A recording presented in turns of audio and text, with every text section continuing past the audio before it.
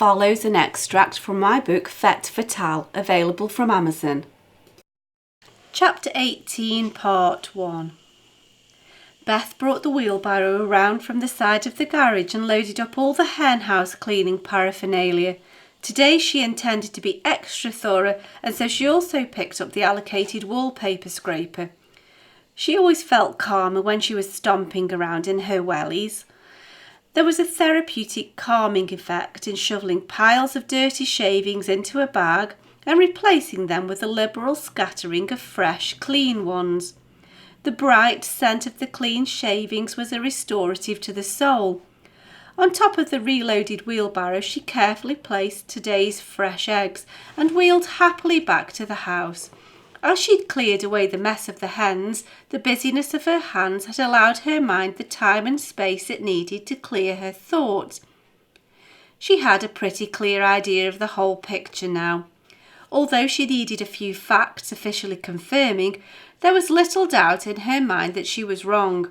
There was really nothing much for her to do now but wait. She carried the eggs through to the kitchen and met Drew as she reached for the egg rack.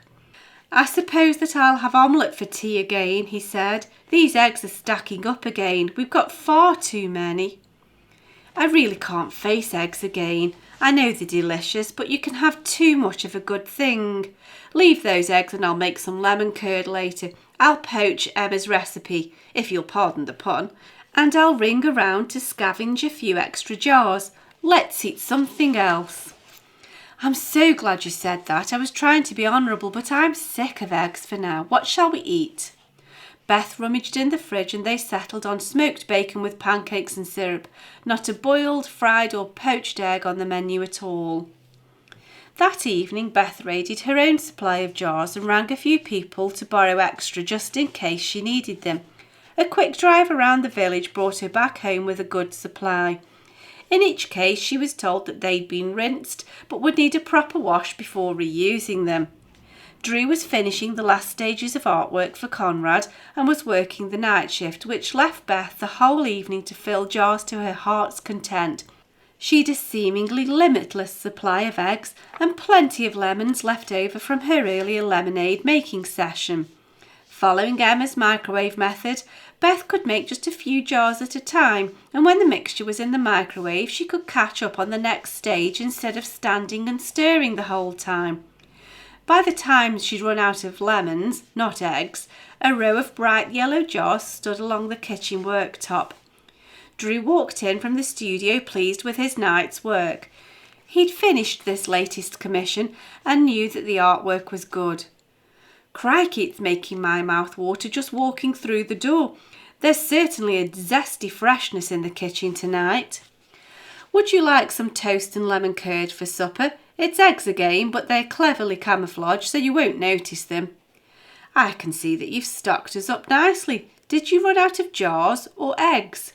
"Of course I didn't run out of eggs.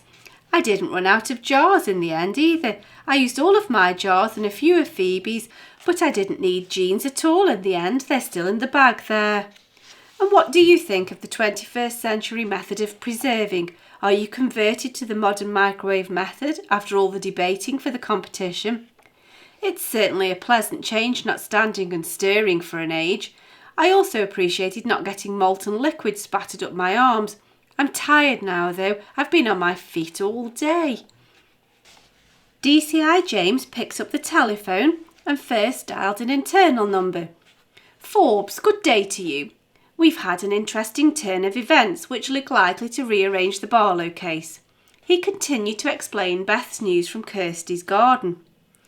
"It's so much quicker and easier to look for a particular thing instead of conducting a blank search. We'll tailor our tests to see if we can isolate that particular strain.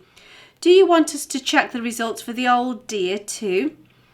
"I guess it wouldn't hurt to try for a shortcut there. Don't get too blinkered though. Concentrate mainly on John for now."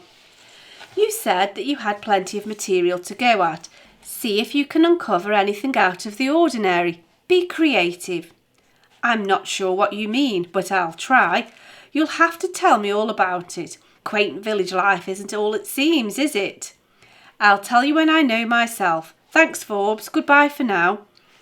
He replaced the handset and paused to think before dialling for an outside line. Maddox, my man, I've had some interesting news from the ladies. I'm hoping that you've managed to get an idea of who was where that day. After listening to the story of the unlicensed pruning, Maddox gave a low whistle. It makes sense though, doesn't it? Somebody has been very crafty. Wasn't Jean on ticket duty in that garden all that day? She could have snipped away at any time between visiting parties. I'll bet there was plenty of opportunity. That's right, sir, but I'm afraid it won't do. She never left her post that day. I have it from more than one person that she stayed at Kirsty's from early morning until after John was dead. She may have had time to pick a few poisonous leaves, but she'd never have had time to walk over to the fete and persuade him to eat a light salad. Sorry about that, sir. What about Jefferson? Did he and his wife go on the garden tour? I'm afraid not. Apparently his wife told the girls that she wanted to go, but didn't venture to ask for fear of boring her husband. That's why she was there with your sister. She'd never met Kirsty before, but now they're all set to be solid friends. It's never easy, is it?